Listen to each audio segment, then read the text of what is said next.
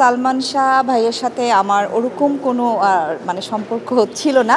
আমার সাথে ওনার কোনো কখনো মানে কাজ হয়নি। আমার মার সাথে কাজ হয়েছে। আর আমি ওনাকে চিনতাম, আমিও ওনার ভক্ত ছিলাম। তো ওই যে একসময় আমার মাকে আর কি শুটিং থেকে বাসায় পৌঁছে দিতে এসেছিলেন এবং ওনার গাড়িটি উনি আমাকে মানে দেখিয়েছিলেন। ওই ওনার সাথে আমার লাস্ট দেখা হয়। আমি আগেরবারও একটা ইন্টারভিউতে বলেছিলাম যে একটা মানুষ তো আসলে এমনিতে আত্মহত্যা করে না, যদি আত্মহত্যা করে থাকে। অনেকে বলছে যে ওনাকে মার্ডার করা হয়েছে। যদি এটা সত্যি হয়ে থাকে, দোষী যেই হোক, আমার মনে হয় তার শাস্তি অবশ্যই প্রয়োজন। এবং উনি যদি আত্মহত্যা করেও থাকেন, স্ট্রবেরি সুপার ডটেড ও ক্লাসিক ভ্যারিয়েন্ট সেন্সেশন জাগুক শিহরণ।